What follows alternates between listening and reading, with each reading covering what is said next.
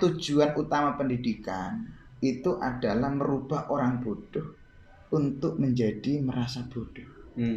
Oh, ya. Jadi itu tujuan utama pendidikan, merubah orang bodoh menjadi merasa bodoh. Amsilati Jaga Podcast, motivasi, inspirasi, solusi, ngobrol asyik tentang Amsilati. Wujudkan masa depan cerah, berpikir, berzikir, dan beramal nyata.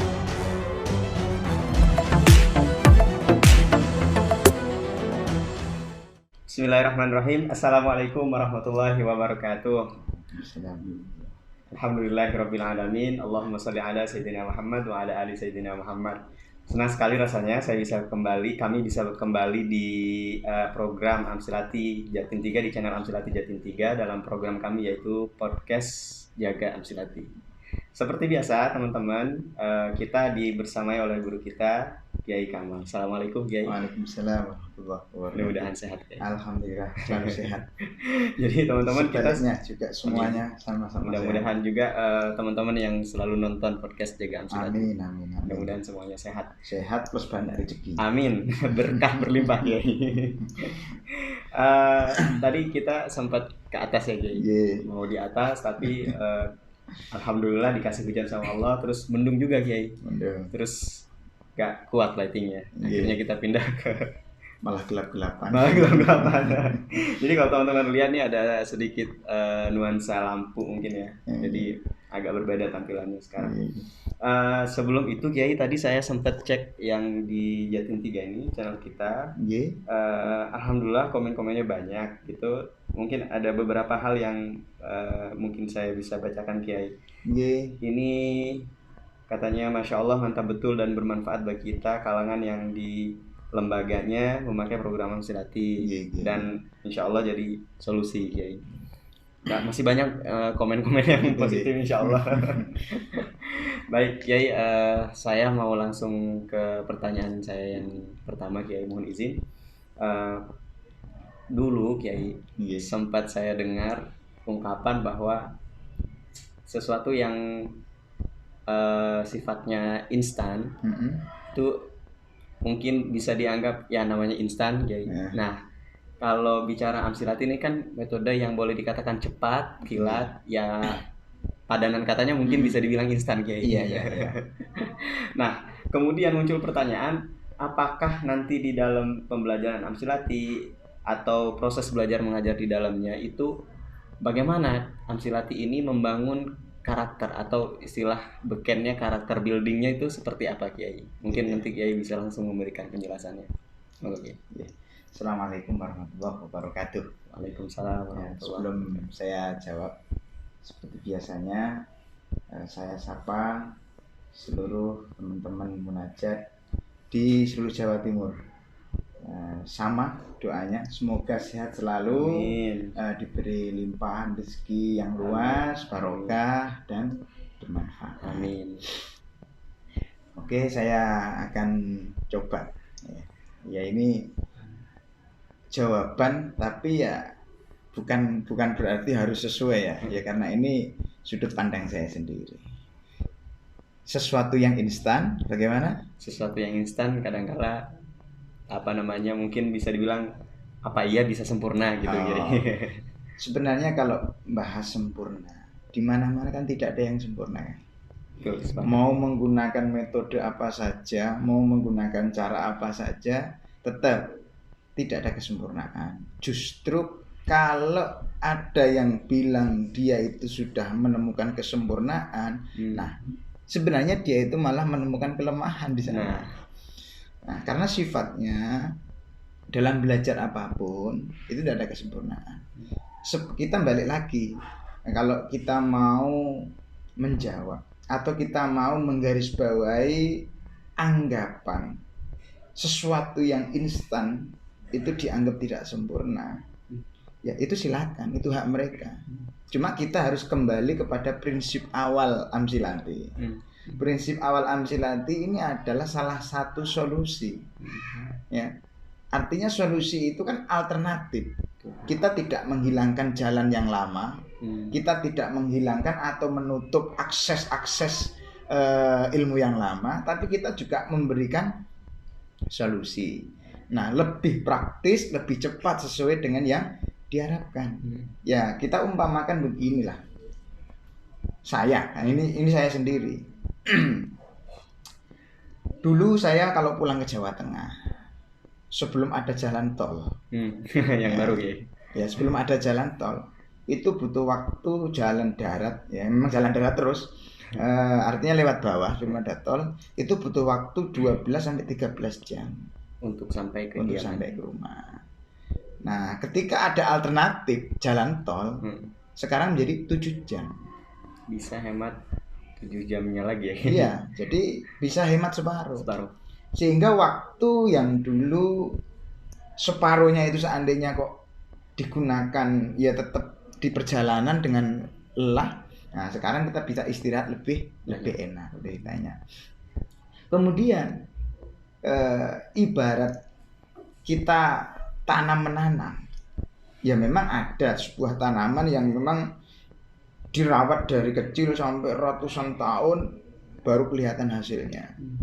Ada sekarang banyak kok tanaman dengan metode hidroponik apa-apa gitu ya. Baru ditanam masih pendek segini sudah keluar buah. Nah, tapi buah itu rasanya sama dengan yang ditanam puluhan tahun. Rasanya sama, enggak beda gitu loh. Artinya manfaat ya tergantung balik lagi. Nah, Amsilati ini sama, bagian dari solusi. Cuma kalau mau menentukan karakter itu balik lagi ke orangnya. Karakter pohon yang sudah ditanam puluhan tahun dengan pohon cangkokan yang jelas berbeda. Kekuatannya, akarnya, ya kan? Tapi buahnya sama. Nah, sementara dalam kondisi sekarang ini kan kita krisis dari berbagai macam suatu manfaat. Nah, sehingga Amsilati ini adalah bagian sumbangsih besar Yai Taufikul Hakim untuk memberikan solusi mengentaskan krisis keilmuan di abad atau zaman yang sekarang ini. Ya, kalau kita mau mencermati sebenarnya kita tidak semua itu punya kelemahan, semuanya itu punya kekurangan. Nah, kalau kita itu selalu melihat sesuatu hal yang kurang, kapan mau syukurnya? Kalau kita itu selalu mencari titik kelemahan seseorang, lah bagaimana kita itu mau maju? Kapan mau mulai? Kapan mau memulai juga? Nah, tapi nyatanya tidak. Sepengetahuan saya sendiri, meskipun Amsilati instan, ya tadi tergantung kita arah dan wadahnya. Nah, kalau konsep-konsep Amsilati itu instan, dia belajar ilmu nahwu sudah diberikan secepat mungkin 3 atau sampai 6 bulan. Kemudian kok dilanjut ke tingkat pasca sesuai dengan jalurnya, ya insya Allah tetap manfaat, karakternya tetap terbentuk.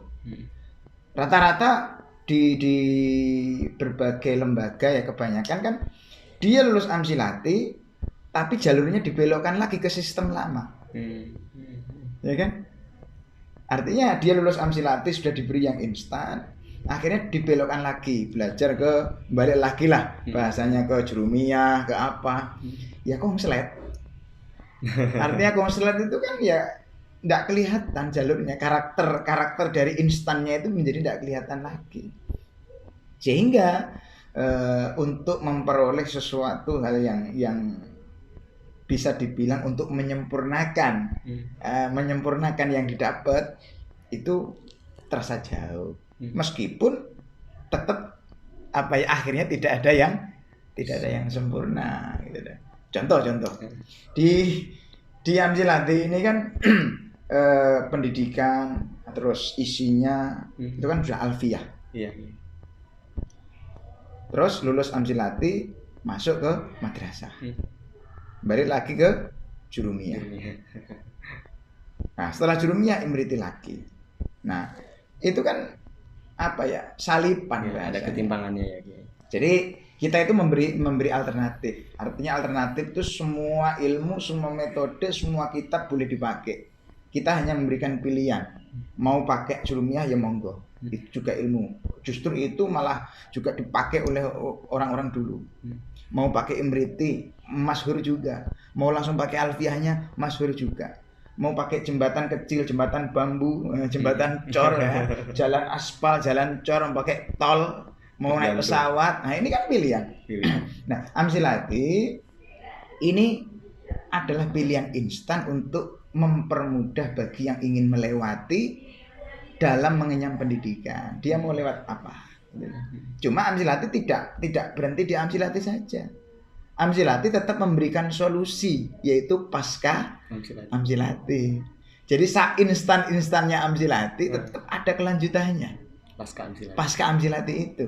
Nah, tapi kalau jalurnya, ya, jalurnya kok tetap menggunakan kurikulum yang memang didesain dari Amsilati. Setelah itu pasca Van Fikih itu apa, Van Hadis itu apa, Van Hadis itu apa, ya insya Allah akan menemukan titik temu bahwa instannya atau metode cepatnya Amsilati ini bisa disempurnakan jauh lebih tinggi. Meskipun ya tadi tidak ada yang sempurna. Jadi sempurna itu yang menurut kapasitas waktu dia mondok, kapasitas EQ-nya dia belajar, kapasitas SDM gurunya, ya kan? Betul. Nah ini yang akan membentuk karakternya. Yang jelas kalau dijalani ya tetap insya Allah sesuai diharapkan. Yang penting tadi jangan mencari titik lemah. Betul. Kalau mencari titik lemah ya sudah. Akhirnya ya tidak ada yang benar akhirnya. Mohon izin Kiai, dari penjelasan Kiai tadi saya mencatat beberapa wawasan baru Kiai. Yang pertama, jadi kita nggak boleh tuh merasa puas dari yang kita sudah pelajari ya Kiai. Yang pertama itu, karena menurut saya juga bahaya kalau kita udah mulai merasa puas. Soalnya tujuan utama pendidikan itu adalah merubah orang bodoh untuk menjadi merasa bodoh. Oh. Ya. Jadi itu tujuan utama pendidikan, merubah orang bodoh menjadi merasa bodoh. Lebih merasa bodoh. Nah, kalau tujuan pendidikan itu merubah orang bodoh untuk menjadi pinter, khawatir. Saya sudah pinter akhirnya tidak mau belajar lagi. Sudah merasa puas. Sudah merasa pinter kan. Tapi kalau merubah orang bodoh menjadi merasa bodoh, justru dia itu menemukan madunya ilmu. Orang kalau sudah menemukan madu ya ketagihan. Nah ilmu itu banyak macamnya. Gitu loh. Tidak hanya satu fokus fan ini. Nah, makanya dari banyaknya itu pun cara mempelajarinya juga harus menggunakan metode. Harus menggunakan metode, harus menggunakan cara.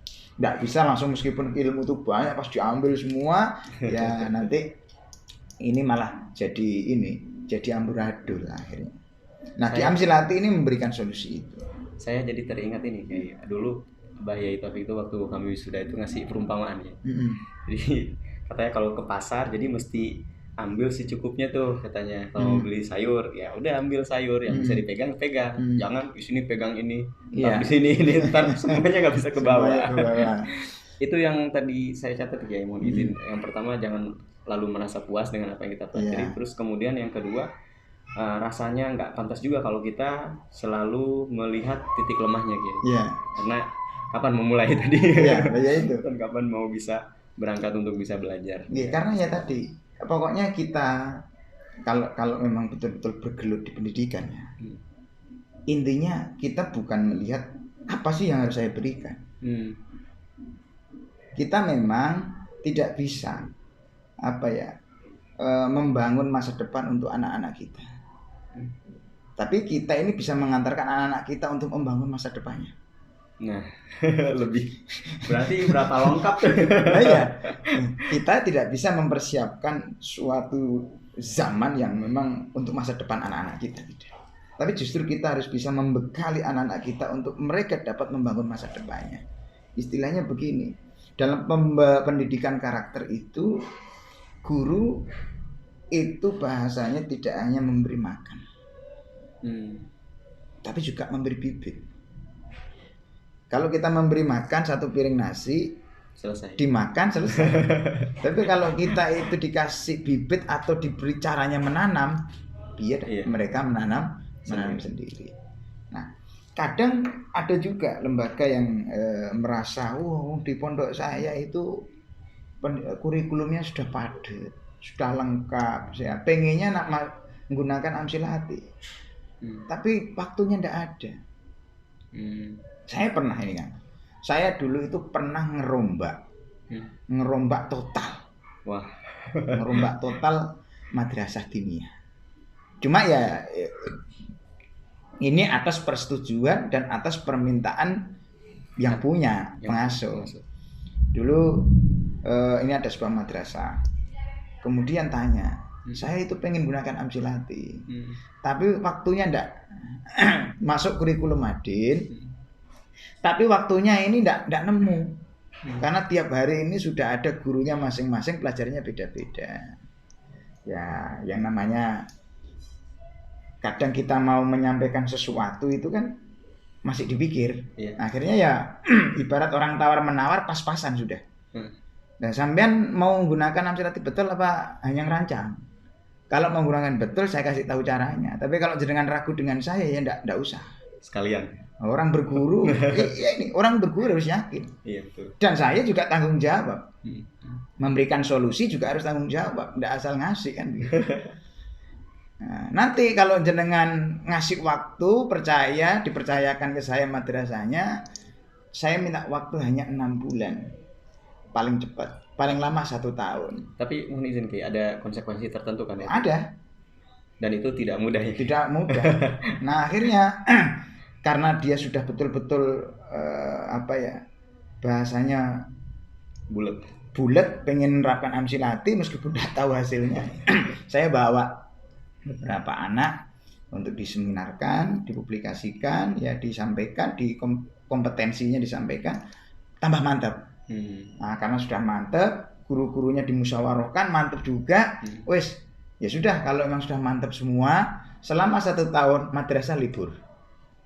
Total tidak ada madrasah sudah. Kurikulum berhenti dulu selama 1 tahun. Saya ganti dengan Amsilati. Guru-gurunya sepakat. Jadi semua yang tadi asalnya ngajar fikih, tarikh, hadis dan sebagainya tumpuk dulu selama 1 tahun. Belajar Amsilati semua guru-gurunya. Nah, setelah ada pelatihan sekitar 1 minggu, mereka langsung ngajar anak didiknya. Oh, maksudnya guru-gurunya ya? Guru-guru madrasahnya tadi yang ngajar fan-fan kitab-kitab pada umumnya ikut belajar Amsilati semua. Kemudian ngajar ke muridnya semua. Dalam 1 minggu pelatihan langsung diterapkan. Jadi waktunya kan madrasahnya ini kebetulan hanya 1 jam kan tiap hari. Iya, betul.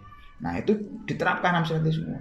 Jadi kelas 1, 2, 3, 4, 5, 6 Madin itu tidak ada sudah. Semuanya jadi 1 kelas namanya Amsilati. Jadi nanti klasifikasinya per jilid ya? Per jilid. Ternyata tidak nyampe 6 bulan. Berapa bulan jadi? 4 bulan. Selesai. Sak wisudanya 6 bulan. Nah, karena hasilnya ketemu, ya sudah. Akhirnya lanjut ke tingkat pasca. Berjalanlah pasca 1, pasca 2, pasca 3. Nah, saat itu masih saya dampingi. Nah, ketika saya juga keliling kan, akhirnya kan tidak mungkin kan di satu tempat. Iya, betul. Akhirnya ada menurun sedikit. Akhirnya karena anak-anak ini banyak, gurunya juga banyak, masa gurunya jilid 3 saja ada 6 orang, ya kan? Repot. Akhirnya ya sudah, yang penting saya menyampaikan apa yang saya sampaikan itu sesuai dengan yang saya sampaikan kan begitu. 6 bulan paling cepat, paling lama 1 tahun. Kalau tidak berhasil, tidak pakai Amsilati tidak apa-apa. Nggak kenal ya lagi nggak apa-apa. Tidak apa-apa nak kenal saya lagi. Nah, ternyata selesai. Nah, kemudian dirubah. Ya sudah, nanti kelas 1, kelas 2, kelas 3 benahi Quran. Kelas 4 atau kelas 3-nya itu selama kelas 3 1 tahun itu pelajarannya hanya 1, Amsilati saja. Oh, iya. Nanti kelas 4, 5, 6 lanjut yang lebih tinggi tidak apa-apa, atau dianggap kelas 4 itu pasca 1, kelas 5 itu pasca 2, kelas 6 itu pasca Pasca 3. Nah itu dilanjutkan sampai sekarang berjalan. Nah, terus ada yang bingung lagi gimana gini? Ya begini, saya umpamakan, seandainya jenengan itu sebuah lembaga pendidikan itu diibaratkan lemari, lemarinya itu penuh dengan ilmu kitab-kitab yang lain. Tapi untuk mempelajari semua ilmu itu, ya tadi dianggap tidak cepat karena tidak menemukan metode. Muncullah metode Amsilati. Amsilati ini kan bahasanya emas. Emas itu kalau ditaruh di meja ya dianggap kuningan. Jadi kurang berharga. Kuningan kalau ditaruh di lemari kaca ya kelihatannya emas. Nah, seharusnya emas ini kan yang harus ditaruh di lemari kaca. Nah, kalau memang bisa menilai Amsilati itu adalah suatu metode yang berharga dan jitu, seharusnya diprioritaskan. Makanya di mana-mana disampaikan bahwa Amsilati ini adalah bagian dari ilmu alat. Ilmu alat itu bisa dijamakan ilmu kunci.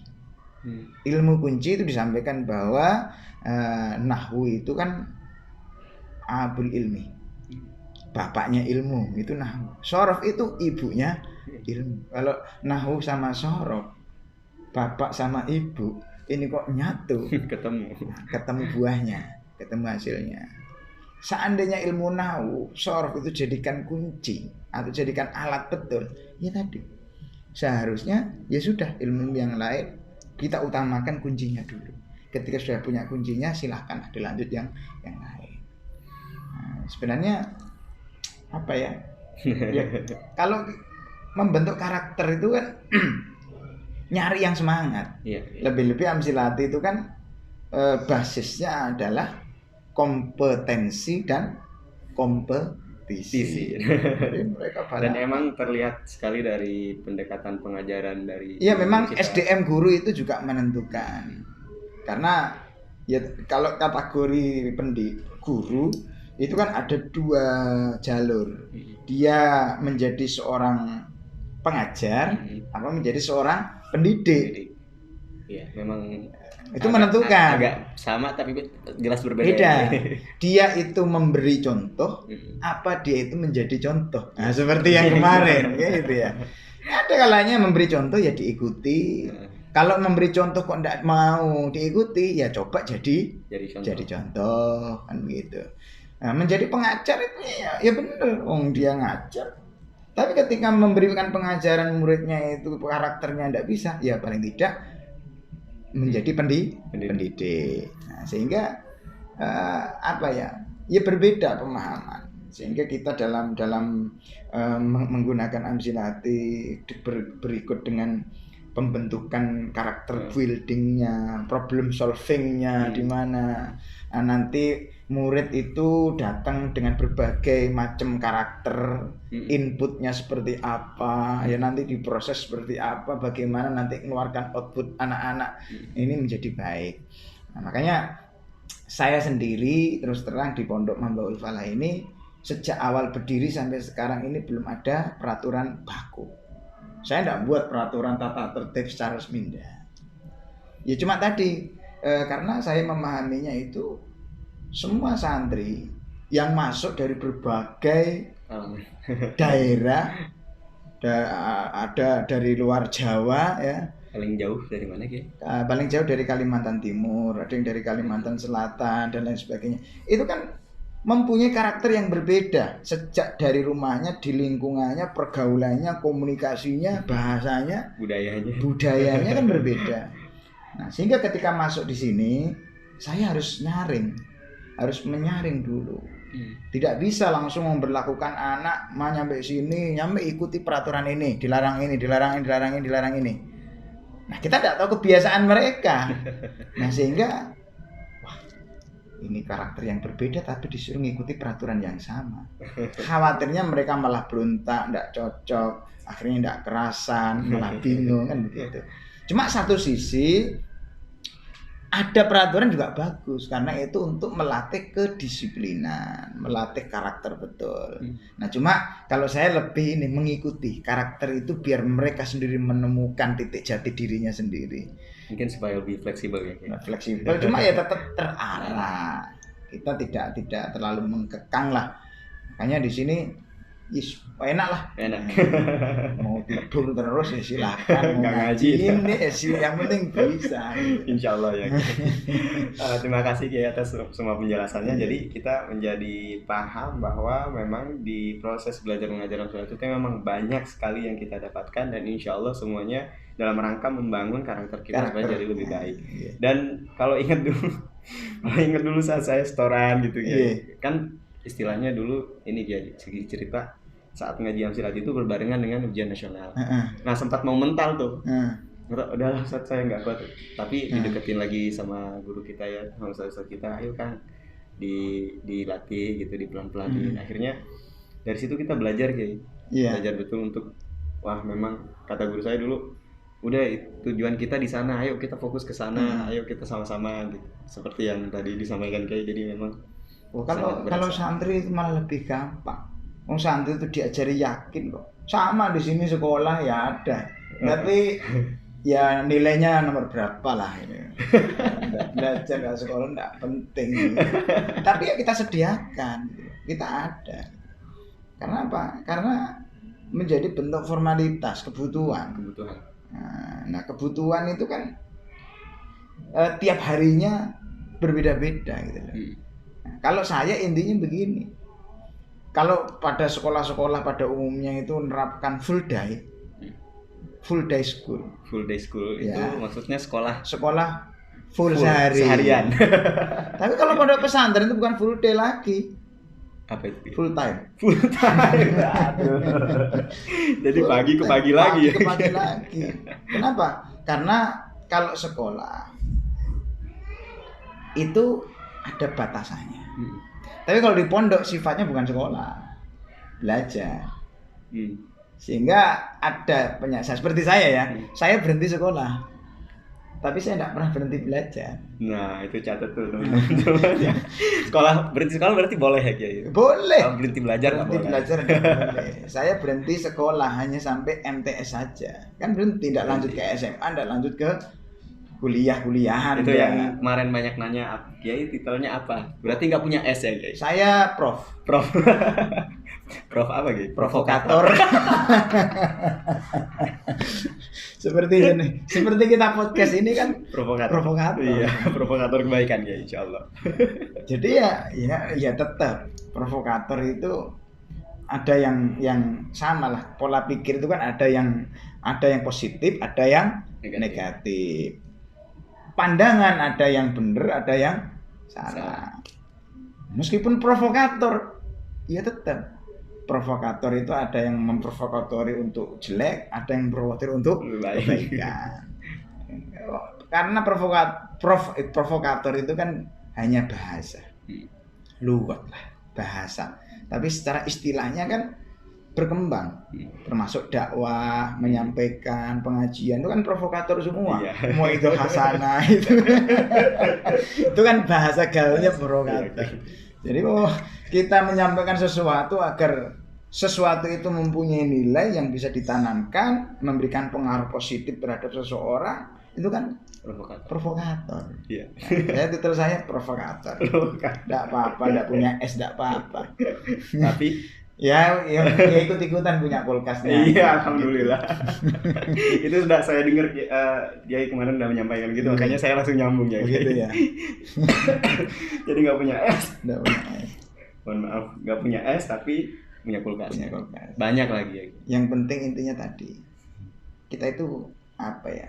Apa sih? Ya sudah lah, wong kita ini udah berkecimpung di pendidikan, ya sudah lah. Baik, ya.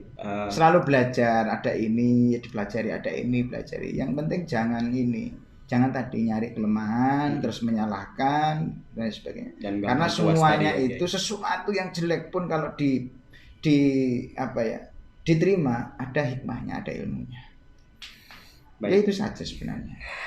Apalagi amsil hati ini ditirakati. Wah, hasil tirakat betul. Dan secara barokah sudah saya sampaikan di podcast ya kemarin. Jadi kalau memang betul-betul dipahami ya sudahlah. Bismillah semuanya. Insyaallah semuanya ada manfaatnya dan pasti insyaallah barokah.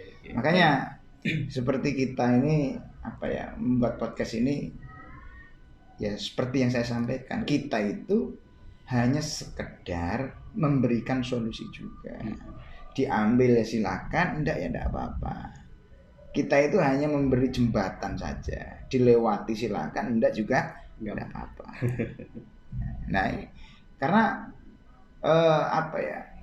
saya mohon maaf, saya sendiri beberapa kali ya ikut-ikutan.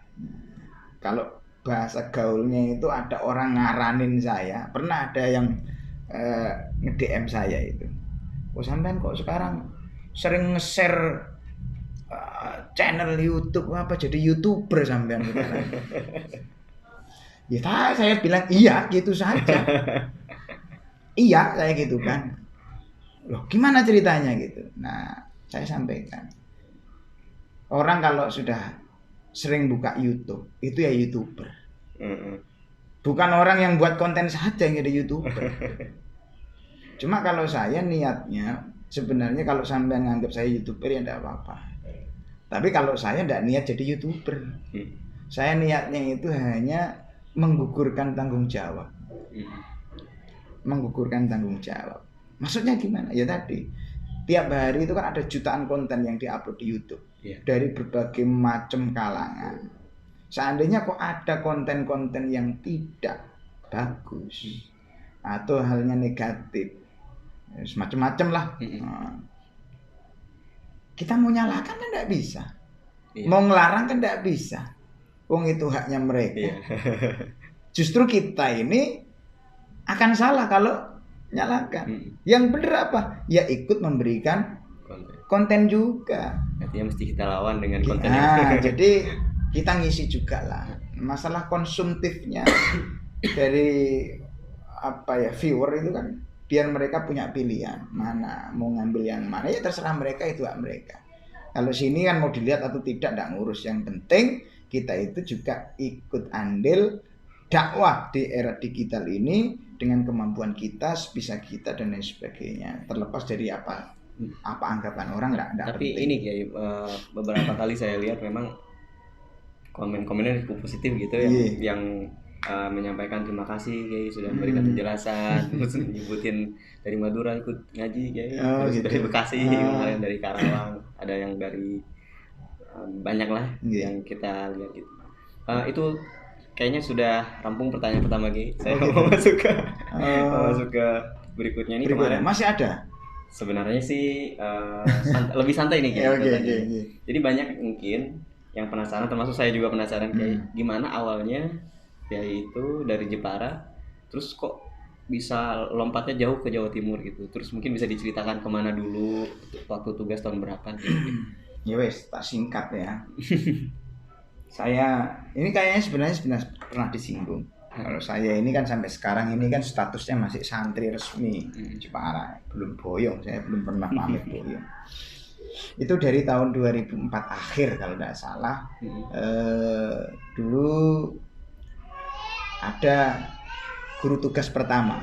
Jadi saya ditunjuk jadi guru tugas pertama. Dulu teman-teman yang pertama kali tugas saya, Ustadz Khalil. Ustadz Khalil. Ada Ustadz Burhan sama Ustadz Irham Nasiin. 4 orang. Dulu waktu tugas 2 orang 1 paket, tapi bawa contoh anak kecil untuk presentasi. Untuk dibawa lah untuk menyemangati, memotivasi santri-santri yang lain. Jadi 2 tenaga pengajar, 1 yang diikutkan ini untuk sebagai contoh, sebagai amsilahnya untuk bagaimana ini anak kecil bisa. Dulu pertama di Banjarmasin di Kalimantan.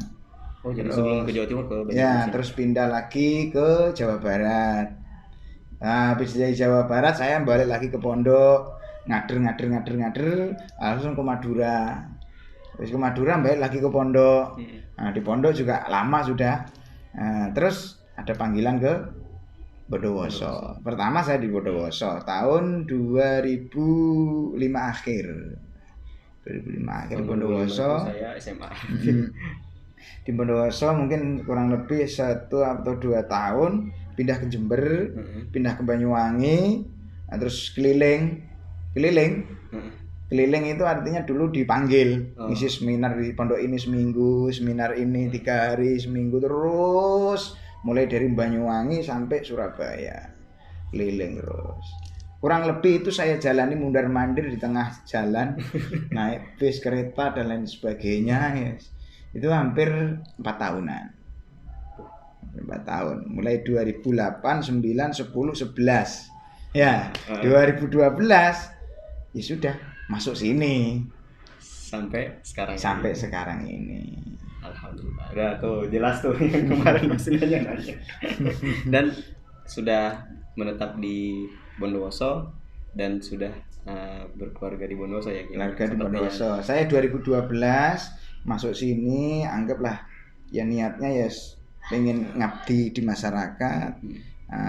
Terus lambat laun menjadi sebuah rintisan pesantren tahun 2013 itu 2013-14 baru keluarga. Jadi saya di sini cuma masih bujang yang terus. Oh, keluarga. Saya kira sekarang masih bujang ya. Sudah ada salah dan ini kurang fokus. Iya, siapa yang ngangan? Ya kan enggak apa-apa anggapan sampean. KTP saya soalnya juga bujang. Soalnya belum di-upgrade. Iya, KTP saya itu belum kawin. Nah, mesti diganti nih. Jadi kalau saya jenengan baca saya sesuai KTP, benar, masih bujang. Masih bujang. Benar ya berarti.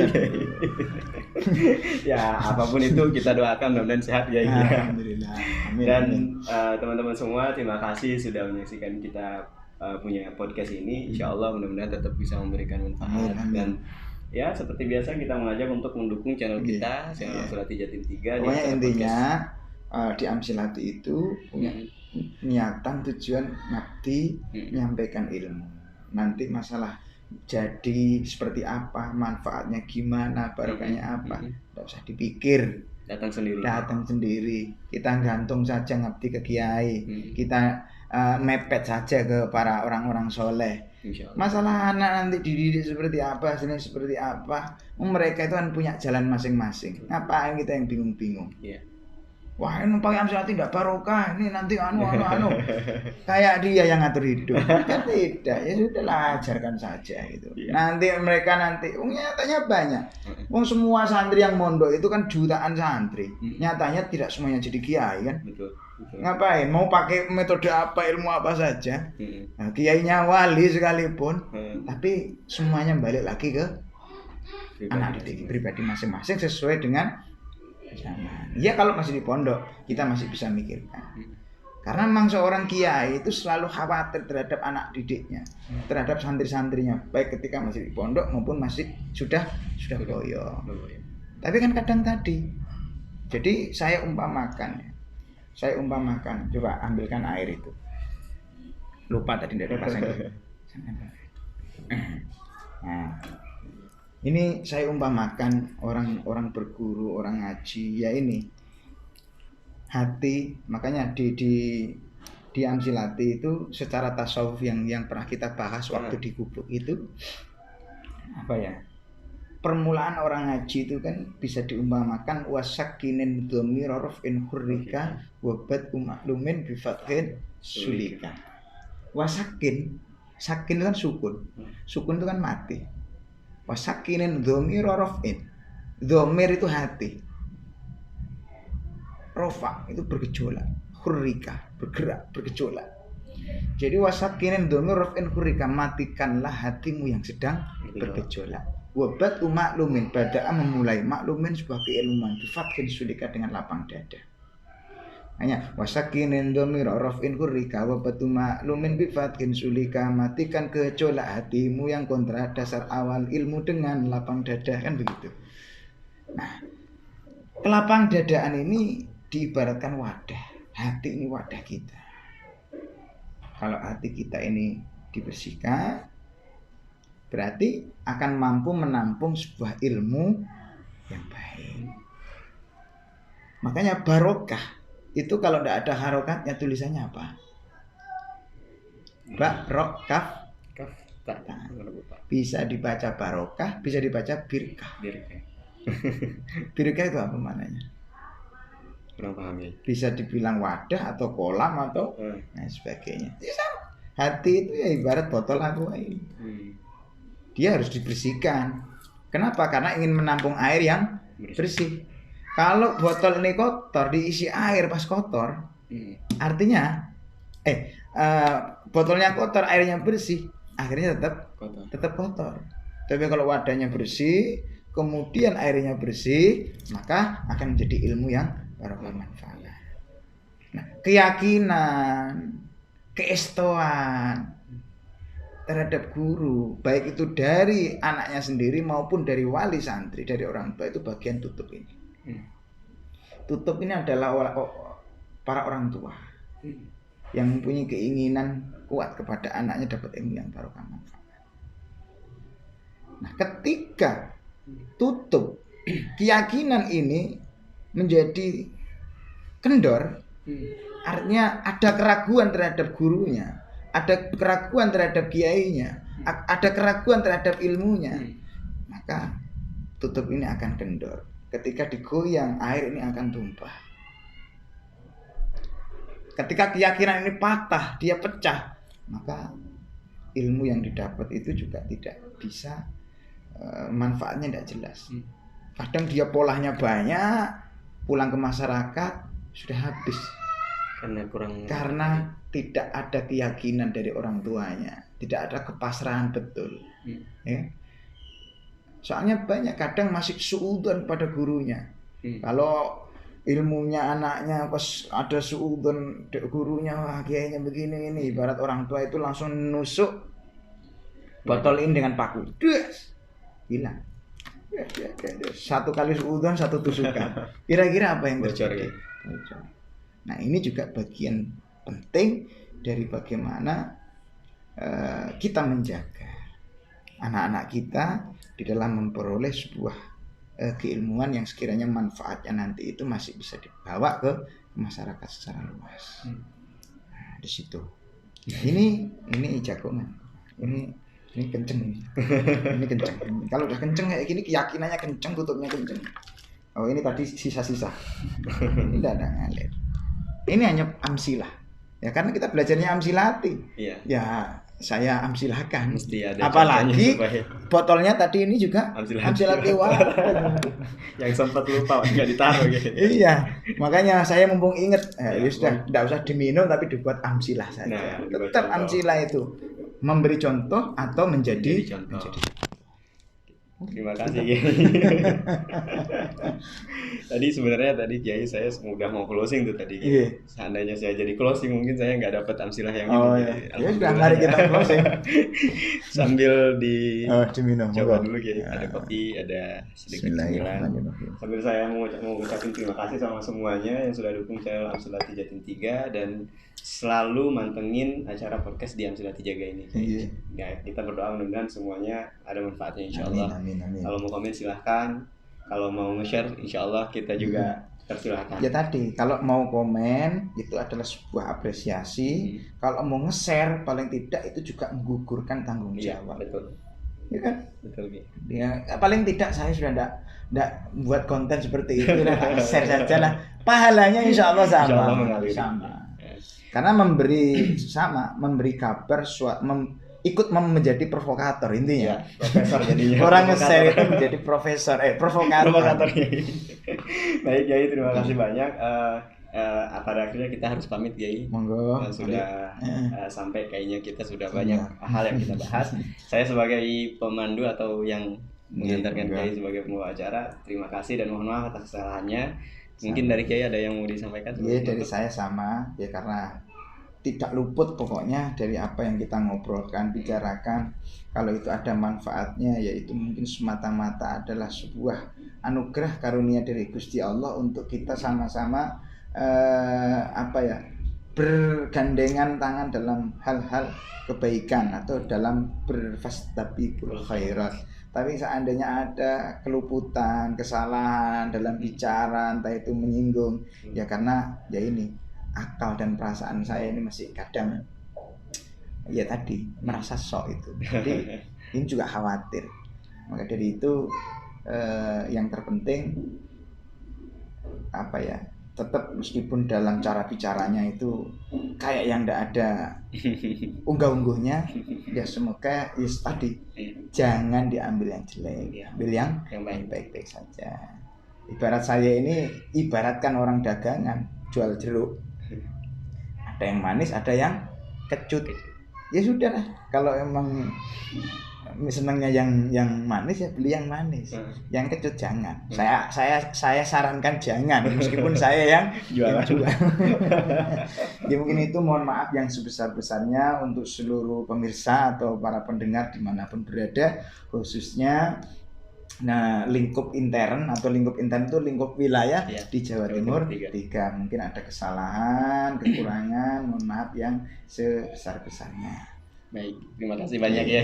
Seperti biasa kita akan tutup dengan slogan Amsilati Jatim 3. Oke, salam Amsilati. Berpikir, berzikir, dan beramal nyata. Terima kasih ya. Wassalamualaikum warahmatullahi wabarakatuh.